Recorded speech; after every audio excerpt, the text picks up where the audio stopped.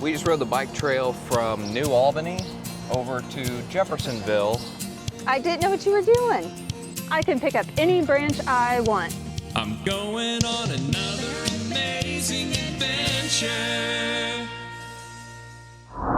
Today we're going to show you a video from our trip to New Albany, Indiana. And in particular, we're going to be going across the Ohio River Greenway. The Ohio River Greenway connects the towns of New Albany, Clarksville, and Jeffersonville, Indiana, allowing for the opportunity to run, stroll, and bike along the 7.5-mile stretch of the Ohio River.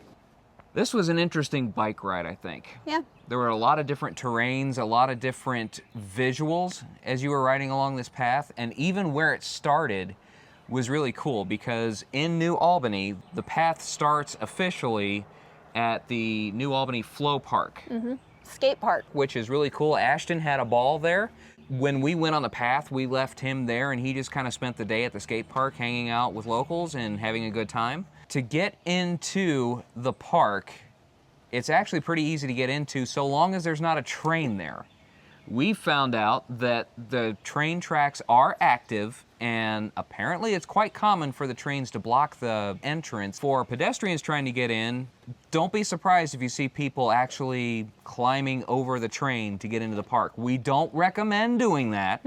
It's obviously a safety hazard as well as a potential legal issue, but it is common to see people climbing up and over the train to get into the park. Even some with bikes. They were just scaling that train with their bike and all. Once you get into the park, there's a huge amphitheater, which is really cool to see. In fact, you could see in this footage here how massive this amphitheater really is. And they have regular events there throughout the summer. And it is right next to the skate park. So you've got the amphitheater and you've got the skate park.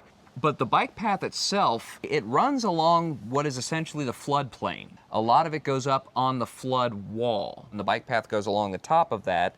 That's what was making you a little nervous. Yeah. This is nerve-wracking up here. There was one point where it was like a ridge, I guess. Is that what you call it? It was up on a hill. Yeah, like both sides were just like drop-offs, which might not be a big deal for a lot of people, but when there's been like very active storms going on the night before and your vertigo's a little, and you're not feeling quite so balanced. By the way, if you want to find out how things go in a storm, check out this video up here. We've got another one coming up soon that actually goes into detail where we were in a storm. But then you get down towards other sections and it goes down alongside the wall. So you're going up, you're going down. At times you're above where the floodplain will be, and at other times you're down in the floodplain. But like I said, it makes for some interesting visuals.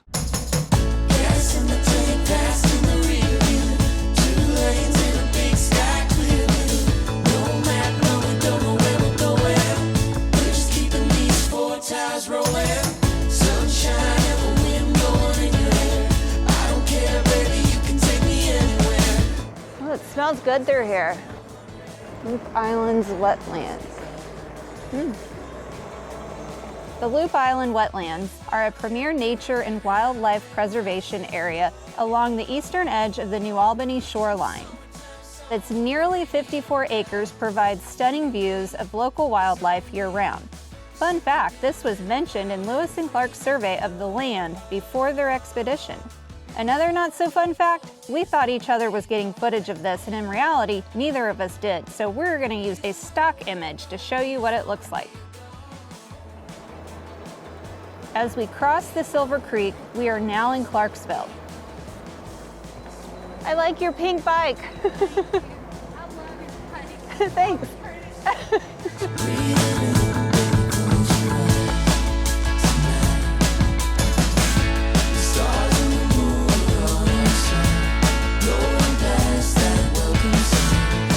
Should we stop here and see what this is? This is the Lewis and Clark Bicentennial Park. It was built in 2003 to commemorate the bicentennial of the Lewis and Clark Corps of Discovery expedition, launching in 1803. There's even some millstone remnants for a mill that used to stand on or nearby. This same area is also where George Rogers Clark, who happened to be William Clark's older brother, had a cabin. The cabin itself was destroyed in the 1800s, but a replica was built later on. That replica also burnt down in 2021, leaving only the chimney. This is where Lewis and Clark stayed before embarking on their expedition and officially being recognized as the start-off point for the Lewis and Clark expedition. What is up? I don't think my bell works. How do you... So yeah, you just flick it with your thumb.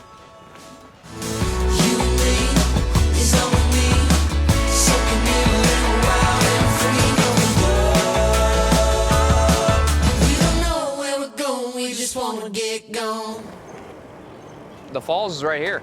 The Falls of the Ohio, a major obstacle to navigate on the Ohio River when Meriwether Lewis came into Clarksville. What? Oh. I didn't know what you were doing. You gotta tell me these things. There's all kinds of fossils and stuff in here. That's why this is like a park.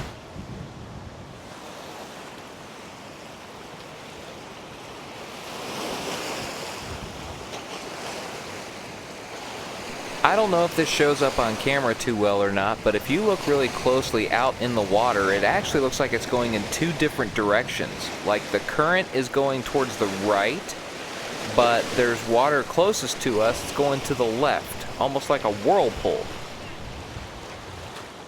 What's after this? There's another park that I wanted to stop and see. Ashland Park, Rosie the Riveter. For those of you that are unfamiliar, Rosie the Riveter was actually named after Rose Will Monroe. Rose was widowed at 22 and left Kentucky with her 2 children to find employment working in airplane factories during World War II. When actor Walter Pidgeon visited her plant, he chose Rose to appear in a documentary promoting war bonds and crowned her Rosie the Riveter. To help our nation, over 6 million Rosies took jobs to support the war effort. After the war, Rose and her family resided in Clarksville, Indiana. Which is where this sign and monument is erected in Ashland Park. I can pick up any branch I want. Also in Clarksville is a bridge that reportedly has pillars built using bricks from a lost castle. Now, it's never been confirmed whether the castle ever actually existed. There's only been local folklore about a lost castle in the Clarksville area, possibly associated with Welsh settlers. Now, when we got down towards the other end, especially into Clarksville and to Jeffersonville, is where you start to see more and more things that you can do. Should we go down to Restaurant Row? Where is it? About another half a mile that way. Okay. I have to say, the stick for the DJI fits almost perfectly right here, and it just rides along. Hasn't fallen out yet. And it's really easy to get to while we're riding if I need it. Upland Brewing. Kingfish on the rocks. I don't even know if anything's open. It's 11:30. I think that brewery was open. Let's go to the end and then we'll turn around. All right. The Jefferson War Memorial honors those who served during Operation Desert Storm, Iraqi Freedom, and the war in Afghanistan. Unfortunately, we didn't get to cross the Big 4 pedestrian bridge this particular time, but we will be coming back to it in a future video from Louisville. So make sure that you subscribe to our channel so you can catch that video later on. You want to stop by the brewery and bicycle station? That's fine.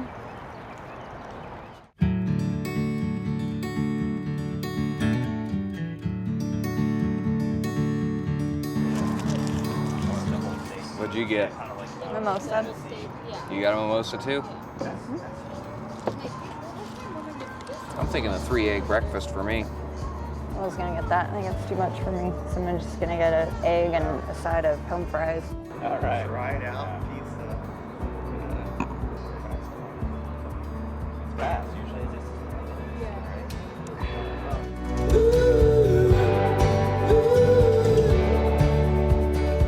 If you're ever over here, especially on a Sunday, stop in for brunch.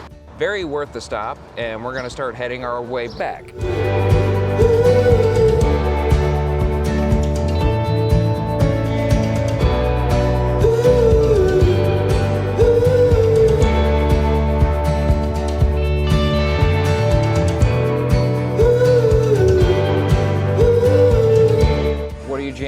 too. Laney.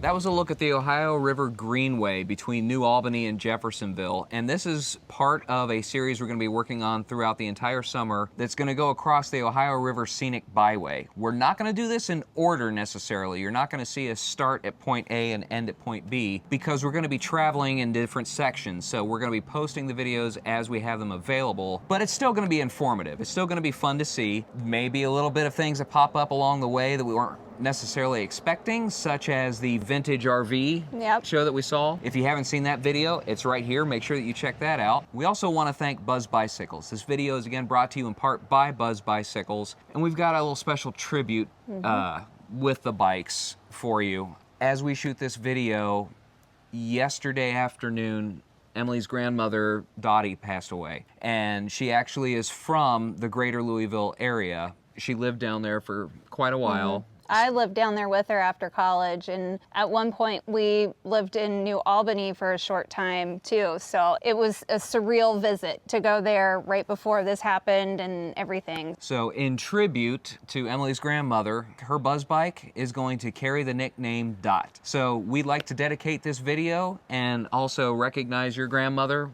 on your new e-bike. Yep. She was a prime example. She was always dancing and roller skating up until I think she was 70. So it's kind of a reminder to keep striving to be active and constantly moving. She lived life to the fullest by every definition. So we dedicate this video to Grandma Dottie. We thank you for watching. As always, make sure that you hit the subscribe button.